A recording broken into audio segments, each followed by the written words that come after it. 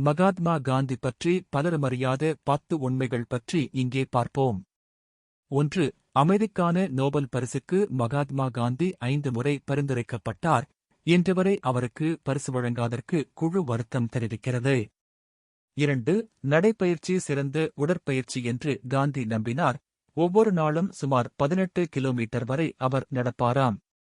3. உலகெங்கிலும் ஆயிரக்கணக்கானோரை ஈர்த்த அவரது சட்ட ஒத்துழையாமை இயக்கம் பிரிட்டனை சேர்ந்த ஹென்றி ஸ்டீபன்ஸ் சால்ட் என்பவரால் ஈர்க்கப்பட்டது. இது அவரது சிந்தனையில் ஆழமான தாக்கத்தை ஏற்படுத்தியது.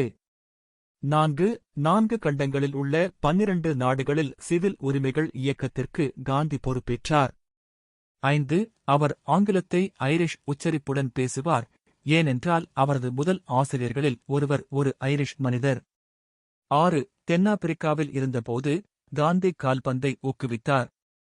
மேலும் டர்பன், பிரிட்டோரியா மற்றும் ஜோகன்னஸ்பர்க்கில் 3 கால்பந்து கிளப்புகளை நிறுவ உதவினார். 7. ஆப்பிள் நிறுவனர் ஸ்டீவ் ஜாப்ஸ் மகாத்மா காந்தியின் ரசிகர். அதனால்தான் அவர் வட்ட கண்ணாடிகளை அணிந்திருந்தார். 8. லியோ டால்ஸ்டாய், ஐன்ஸ்டீன் மற்றும் ஹிட்லர் என அவரது காலத்தின் பல முக்கிய நபர்களுடன் காந்தி தொடர்பு கொண்டார். 9. கிரேட் பிரிட்டன், காந்தி எதிர்த்து போராடிய அதே நாடு காந்தியை கௌரவிக்கும் விதமாக 1969ஆம் ஆண்டில் ஒரு ஸ்டாம்ப் வெளியிட்டது. 10. காந்தி சுடப்பட்டபோது அவர் அணிந்திருந்த உடைகள் மதுரை காந்தி அருங்காட்சியகத்தில் இன்றும் பாதுகாக்கப்பட்டு வருகின்றன.